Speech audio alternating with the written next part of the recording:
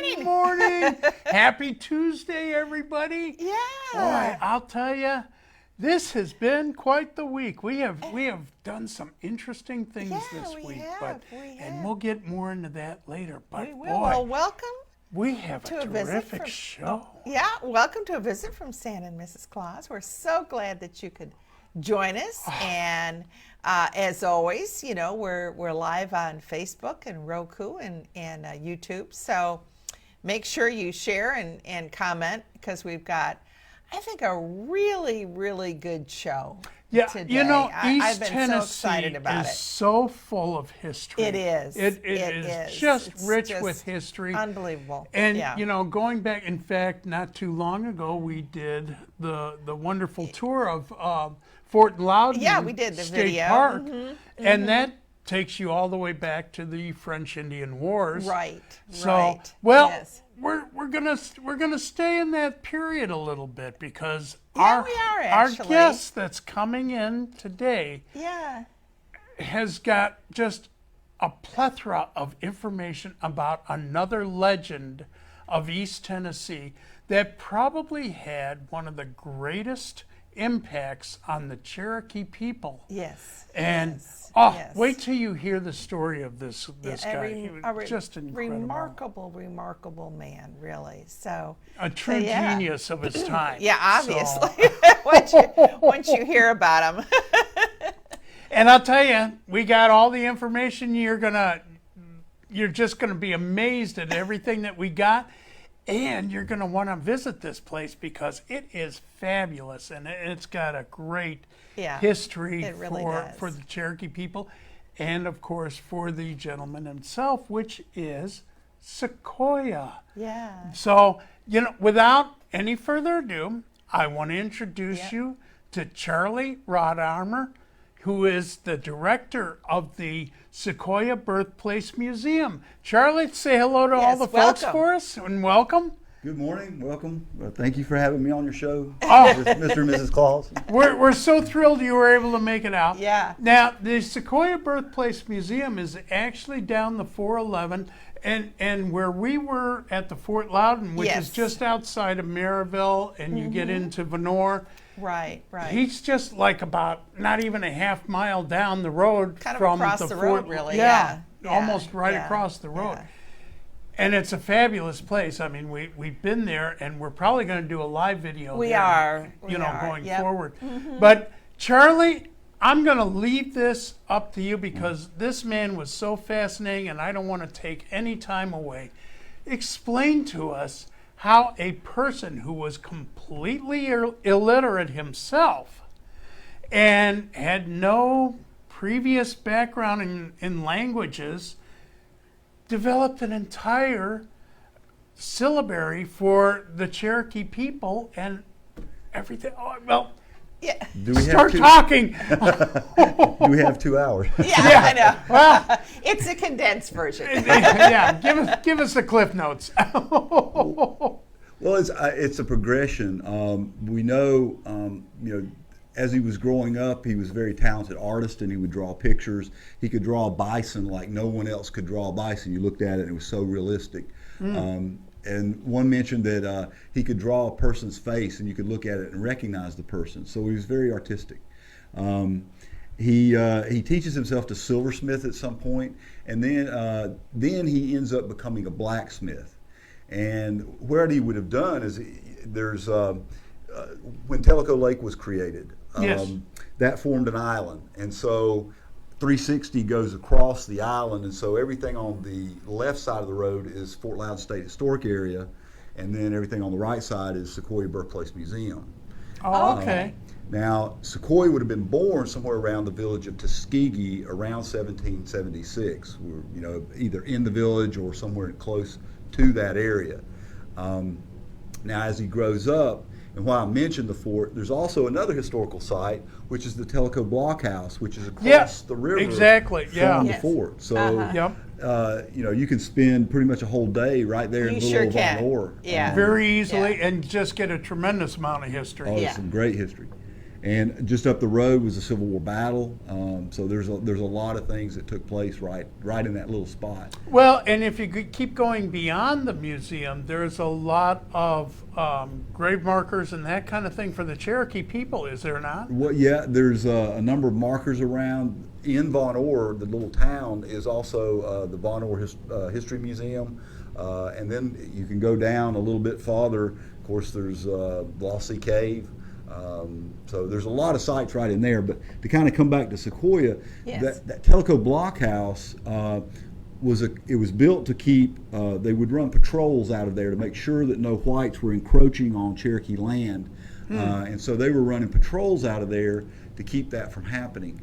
Now, Thomas Jefferson comes up with a plan called the Americanization Program. And the Americanization Program was to take and teach all the natives, not just the Cherokee, but to teach them to be just like the little European settler.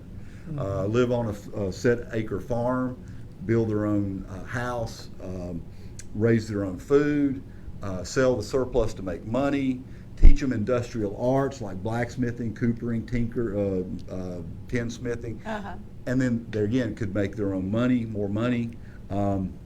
And basically what would happen, the whole purpose of this, when you look at it, is then for the example of the Cherokee, they don't need parts of 8 states to go hunting in anymore. And what can we do with all that extra land? Yeah. Sell it and make money. So That's right, yeah. So Sequoia is a student of that, of the factory. That's where he would have learned the finer points of blacksmithing would have been there. There's a reference that he was living 1.25 miles from 9 Mile Creek runs into the Tennessee, which would have put it, he was living 1.25 miles from the blockhouse. So Okay. And he learned silversmithing and blacksmithing, and I mean, he picked up like all kinds of trades, didn't he? He was, yeah, I mean, he was a Renaissance man. I mean, he was just he seemed to be able to learn, do different things very quickly. He was very brilliant, Obviously.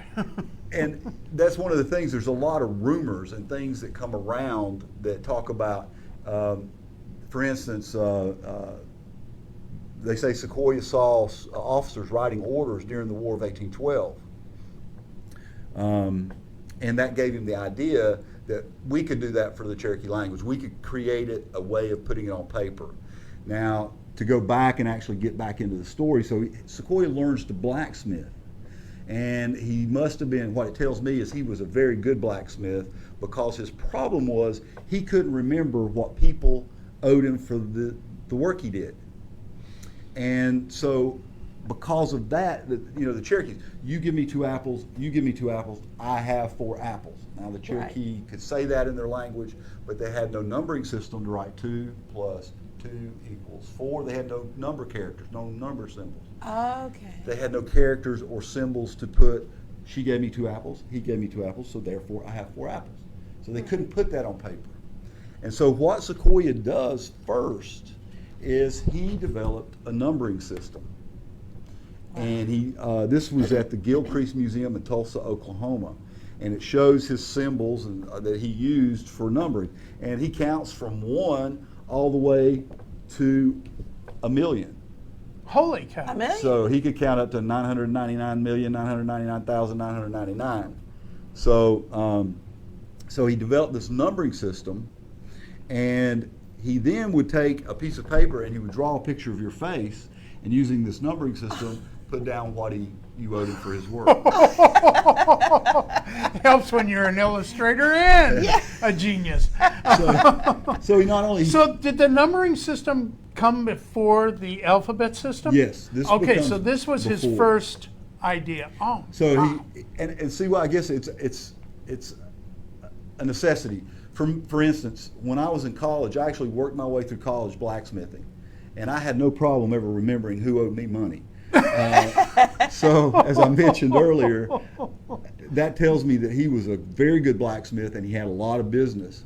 And so he develops this numbering system, and then takes the numbering system and develops an accounting system to keep the record so he can remember. Wow. And there's a quote that he, one time when he went into, I think he was in his blacksmith shop there, that he said that, I could write my symbols down on a piece of paper. I could lay it down and walk away. 2 years later, I could come back, pick that piece of paper up, and remember exactly what I was thinking 2 years earlier. And so that was one of the examples he used to try to, to convince people, especially the very traditional Cherokees, that it could be done. And why it needed to be done. Yes. Yeah, I 'cause mean, that's the other thing. I mean, they didn't have anything to go on before he did this. I mean, well, I was going to say too, this was not a normal way of life for them. Right. That's not how they lived in their communities before. They weren't, sitting there going, oh, well, if I do this, then you owe me that, and I got to write it down. So that's interesting how that part of it kind of forced this idea, which is just brilliant. Well, there were a number of Cherokees that actually sent their children to the boarding schools, the mission schools, Brainerd Mission, like down near Chattanooga, Spring Place, I think down North Georgia.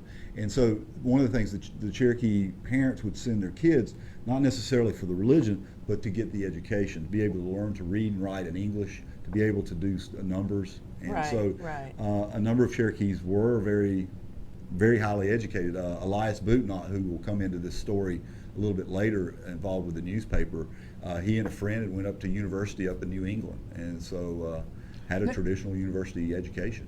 now if I can ask, how did he go then from the numbering system into the? And if you could show us that beautiful syllabary, I gotta see.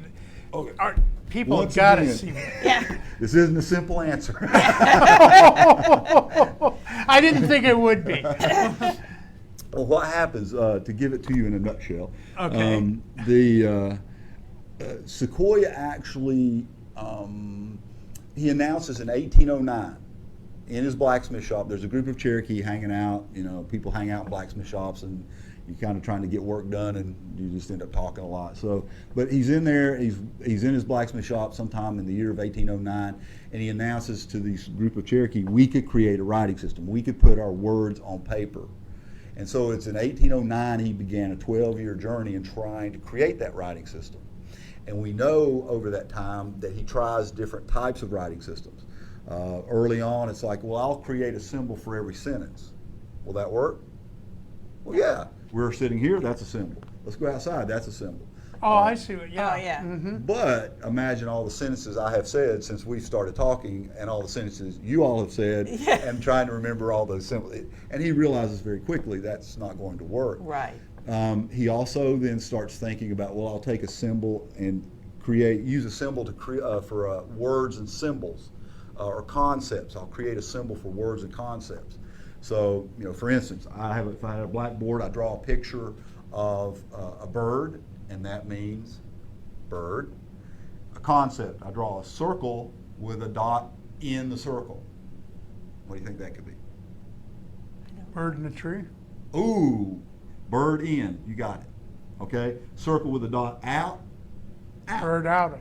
Okay, so I've got a bird, I've got a circle with a dot in it, and then I draw a picture of a hand. Bird in the hand. Bird in the hand. So does that work? Who else has done it? And this is what I love doing this. All the Egyptians. Ancient Egyptians, Of hieroglyphics. course. Oh, So yeah, it's the same of course. thing. But as time goes by, he has trouble remembering the symbols, and he knows if he can't remember them, the Cherokee people would never remember them and never use it. So And they certainly wouldn't develop it further and teach their own children if they Yeah. can't remember themselves. exactly, Right. exactly. And so there's a number of different stories that kind of are out there about how Sequoia comes up with the syllabary. And one of my favorite stories is actually Sequoia is out sitting in the woods one day.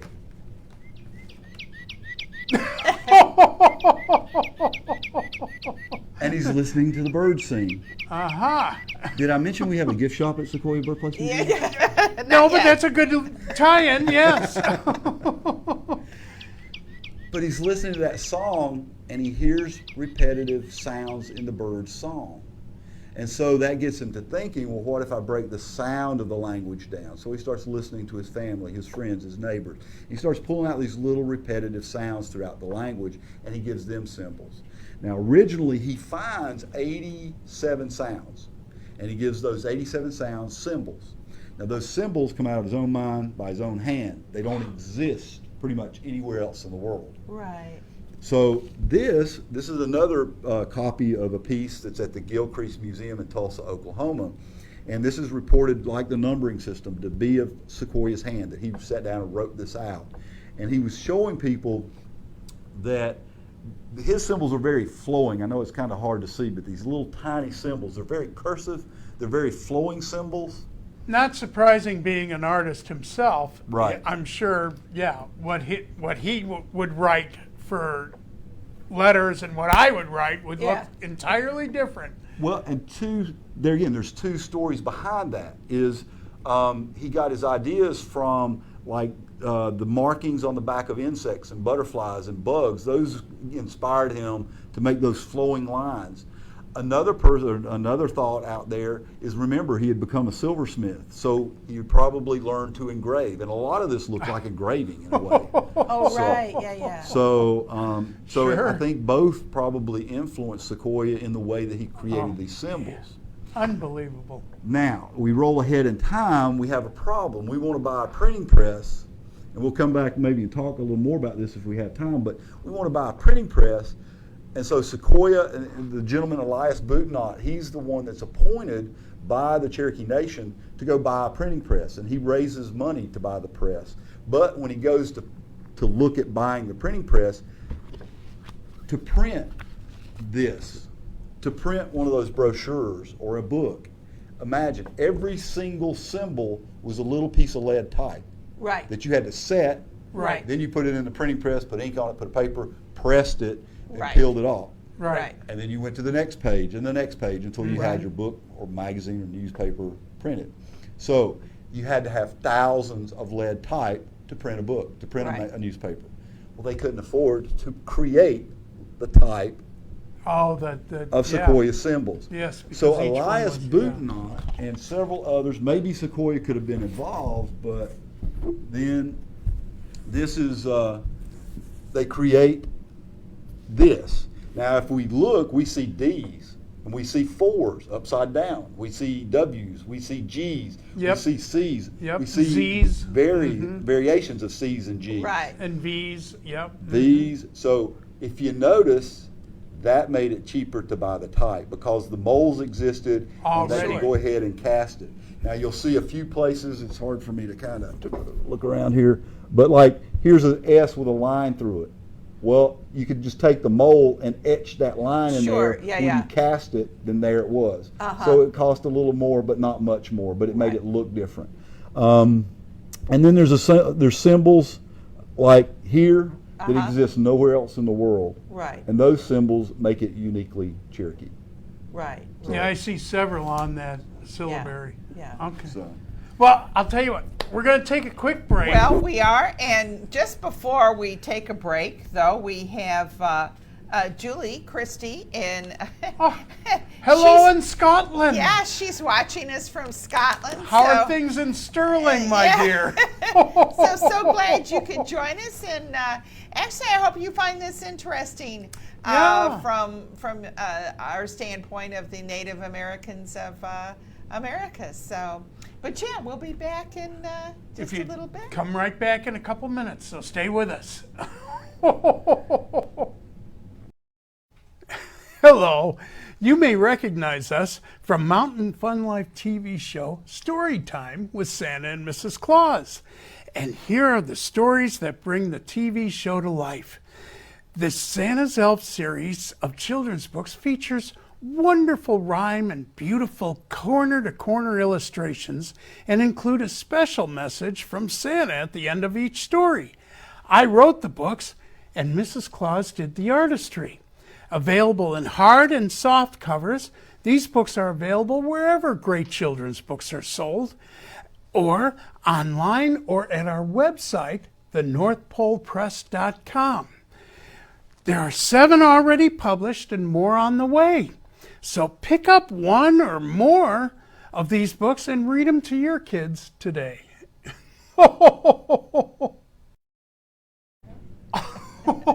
Yeah, I know. This is exactly what I'm doing.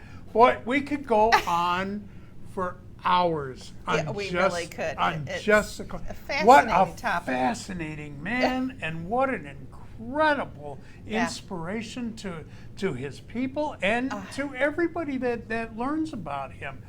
Oh, I am so pleased Charlie came down. Yes. And you should see all the, well, you are going to see all this stuff because we're Yes, going to he make brought him some show really you wonderful some of stuff the with- things yeah. that he's got here. And this is just a small part of the Birthplace Museum. So you really need to go to the museum itself and learn more about this. But Charlie, can you talk about some of the things you brought us today? Well, this brought our traveling display with us that we got it last year and used it in Oklahoma, and then the last conference was outside and they couldn't use it because it was so windy. But so this was my second time of actually using the display.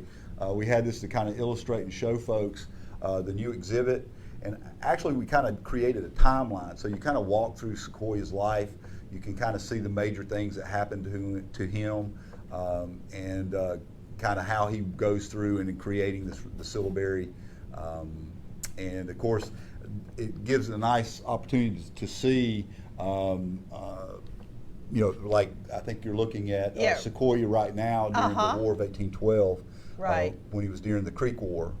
And then on the other side, one of the things that I'm kind of proud about is we found an Acorn printing press.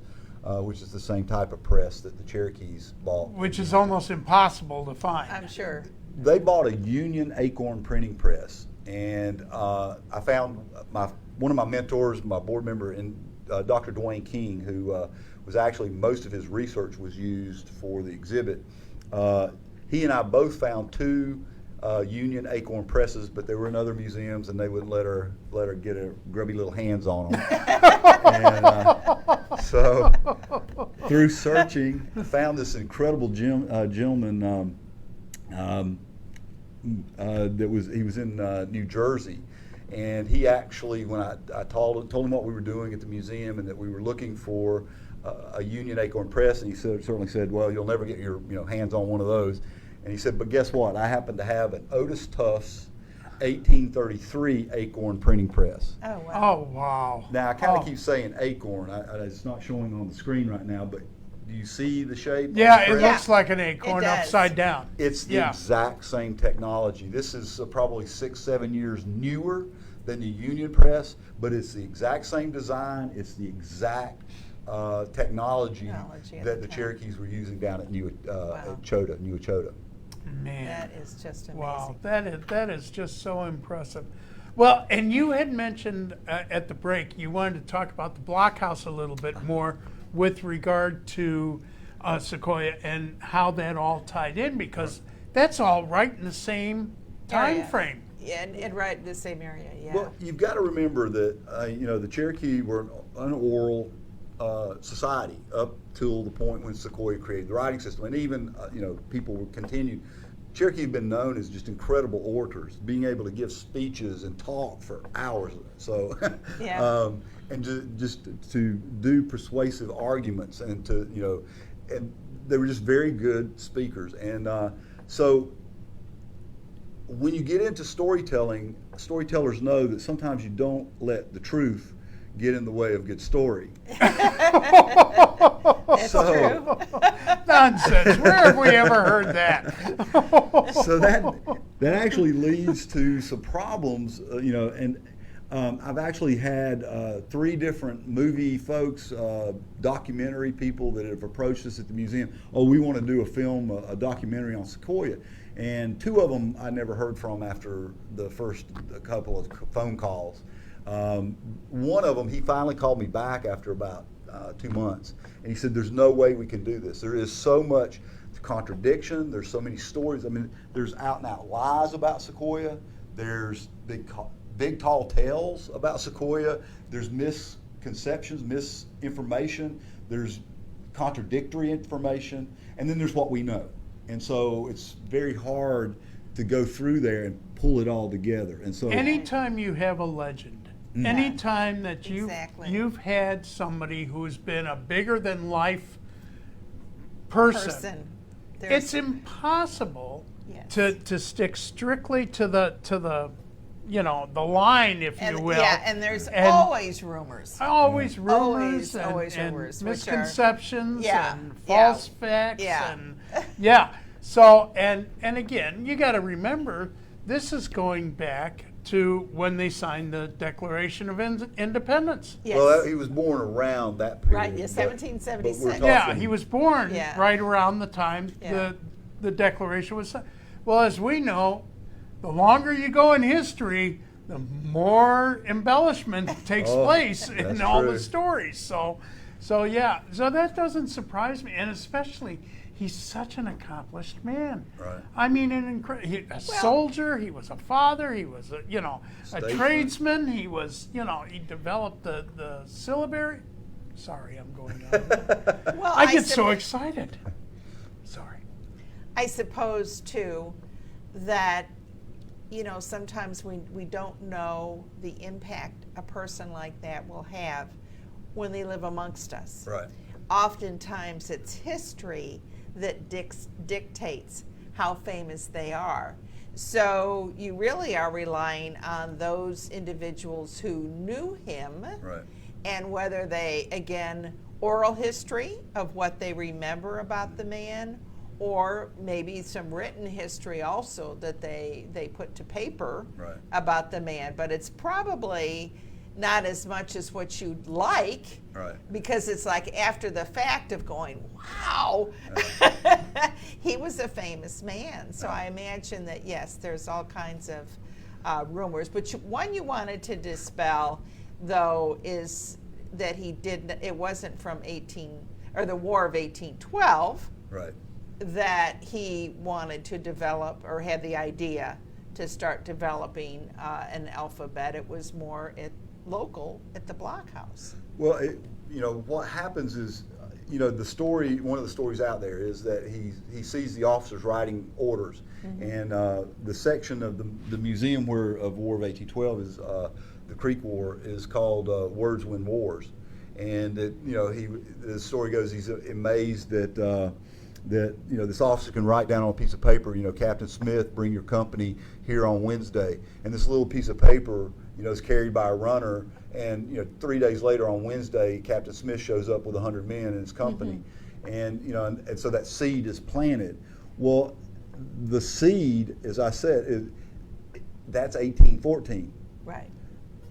He announced in his blacksmith shop in 1809 we could create a writing system. He'd been hanging around, he lived near the Telco blockhouse. That's where I feel the seed was planted, where he would see the officers writing orders. He would see the men reading letters or writing letters, reading books. And that is where I think that seed that he thinks about. And, there's a number of the very the word I'm looking for, the very traditional Cherokee looked at Sequoia and thought, you're insane. You're crazy for even trying this. If the Creator had wanted us to do this, he'd already given it to us. But their society was changing so rapidly at this point, and as you said, you've got Jackson trying to make them more like the white people that lived in the area. So Jefferson. Jefferson. Yeah. So all of this is changing before their eyes. So it doesn't surprise me that Sequoia would say, well, we need to change too, Right. and be more like this. He was more of a visionary, Yeah. obviously. Well, I've heard several Cherokee scholars say that basically the Cherokees go through 5,000 years of human existence in 100 years. From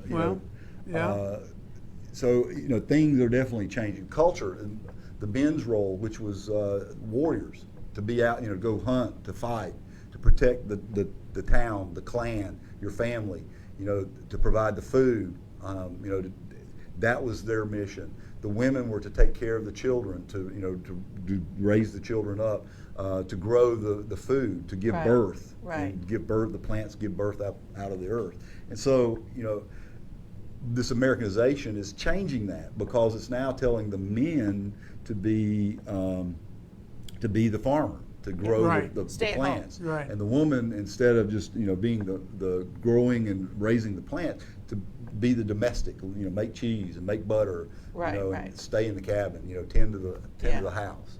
And so, there's a lot of things going on culturally within the Cherokee. Which brings up a really good question, and I'd love you to address this. He had such an impact on the Cherokee people. What were kind of the long-range ramifications after he developed the syllabary, and what happened to the Cherokee people from that point on? Well, one of my other heroes, men that I really admire. Did I mention we have a gift shop? I bought a. I think I heard something about that. With birds. I bought a. And I'll tell you what. Before you answer my question, that brings up a good point. Yeah. Here, if you want to see the website, this is the website for the Sequoia Museum, and he probably even has the gift shop on I it.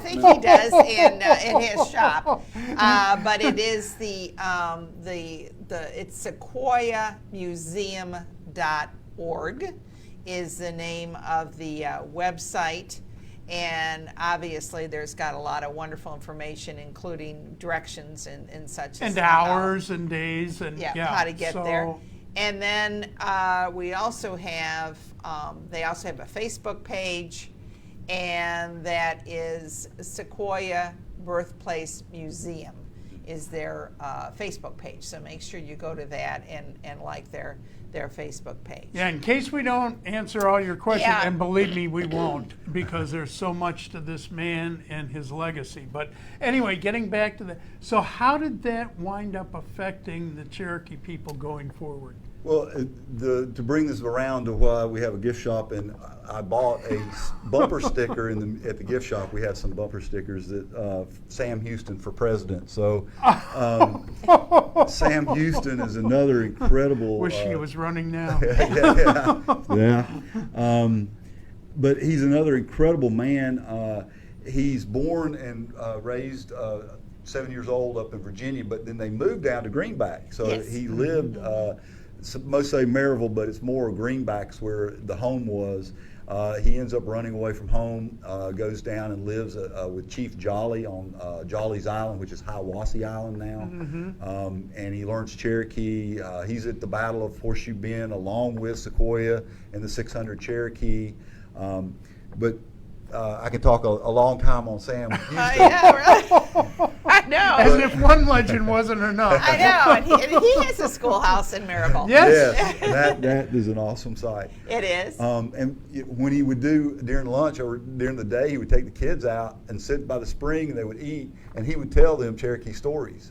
To get away, Sam said that, to paraphrase him, he said that what Sequoia did was worth more than 2 bags of gold in every Cherokee's hand.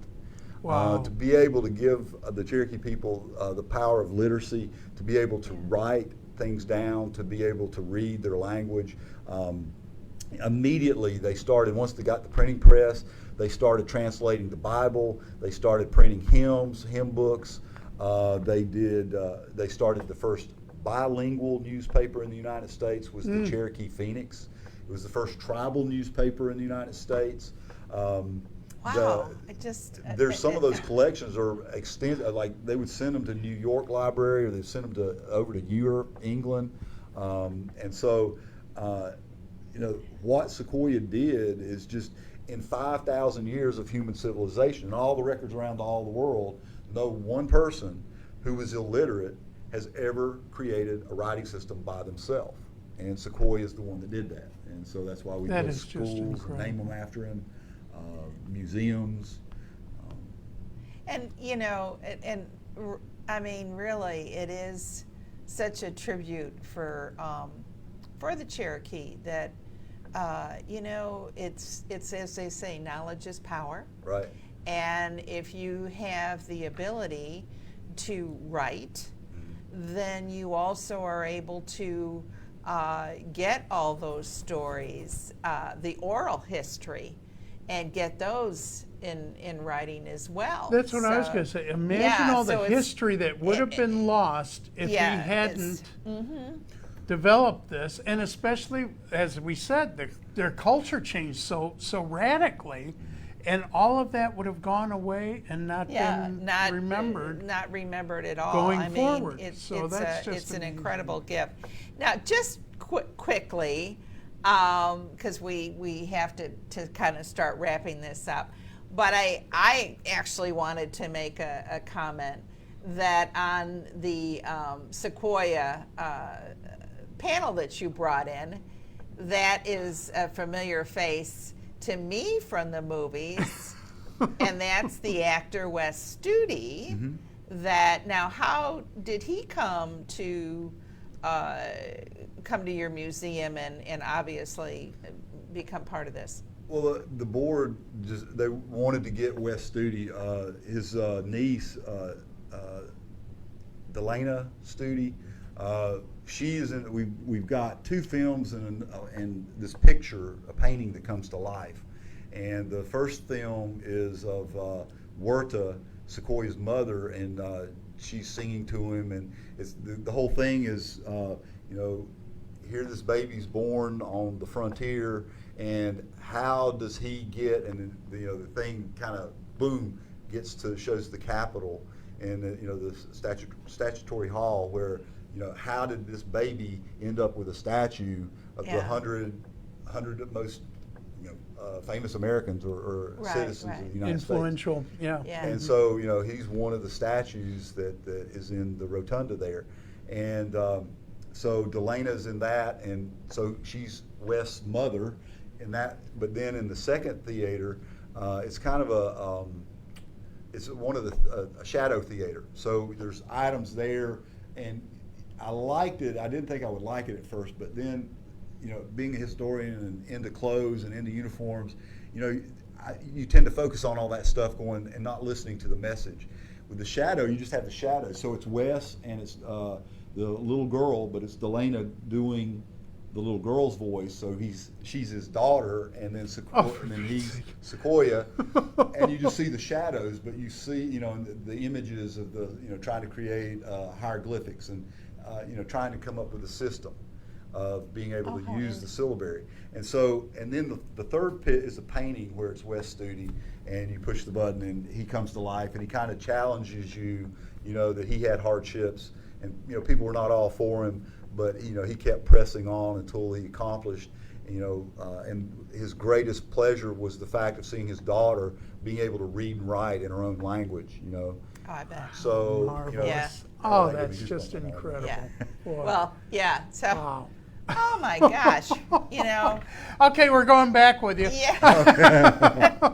Well, yeah. Boy, I'll tell and again, we could go on. Oh. I mean, Charlie's just getting warmed up. Well, we've obviously just Skimmed.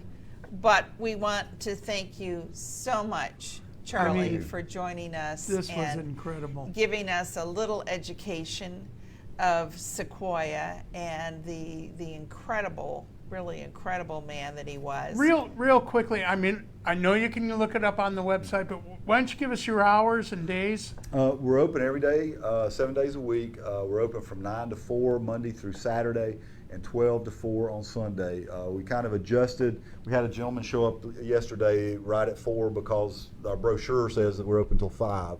But, okay. But our new COVID hours are, we shut down at 4, and that way we go through and disinfect everything and mop everything and clean the exhibit, clean the gift shop. Did I mention the gift shop? You mentioned Yeah, the gift yeah, I shop. think you did. Oh, but there is one thing I want to mention though.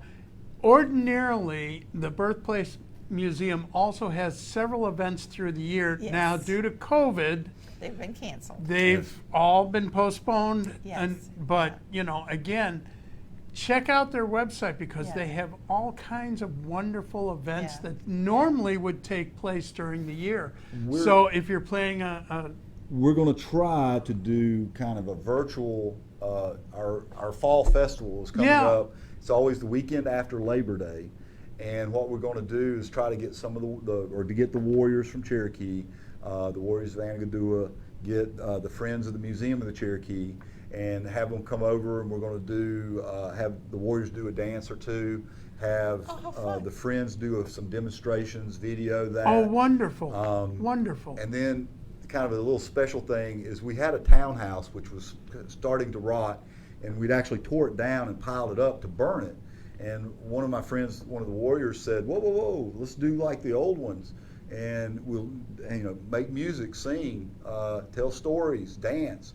And then they would burn it, when they would burn the old townhouse. Yeah. And then they would put a layer of dirt over the top, and have this ceremony and celebration, I guess, during the fire, while they burned it. And so last year there was a drought hit, and we couldn't do it during our festival. And so we've been waiting to try to do that, and hopefully we'll be able to virtually. I'd like to make a T-shirt that says the 29th Annual Sequoyah Birthplace Museum Fall Festival, virtual festival, and then on the back it would say, "I wasn't there." So. Yeah. I know. Well, that sounds wonderful. Missed it. Well, No. make sure, again, that you stay tuned to the website. And, one of the things that this showcases for our visitors to the Smokies is that there's so much here for you. In addition to the Smoky Mountain National Park and all the different Dollywood and the theaters and the shows and the restaurants and things, there is a tremendous amount of history. So for those that are interested in exploring a little bit about what has happened in and around this area, you will not be disappointed. Well, and will you? that'll bring up another point, by the way. Some of these places, you want to talk about social distancing. Yeah. It was like when we went to the Fort Loudon Museum, we were almost the only ones there. Yeah. I mean, you don't have to worry about wearing a No. mask if you're the only one there. Yeah. But And we were outside. now you do require masks The in the museum. Well, the Ford is now requiring masks in the visitor center Yes, there, the Yeah. museum inside at the, the Ford. the center. Yeah. And then at our place, we require masks as well. Right. And social distancing, and we're limited to 15 people because our exhibit alleys are kind of very narrow in several Right, places. right. There's only been a couple of times that we've actually had to ask people to go out and visit outside some of the exhibits outside until we thinned out the folks that were in the building. So. But Okay.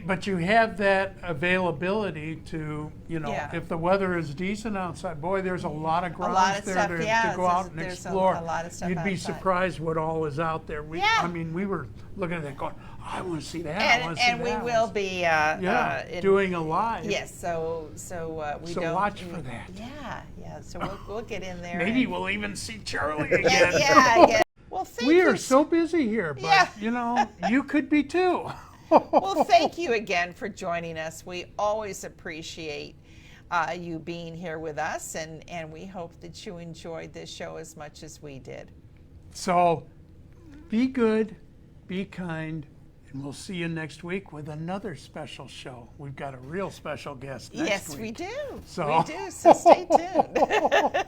Thanks for joining us. Take care. Bye-bye.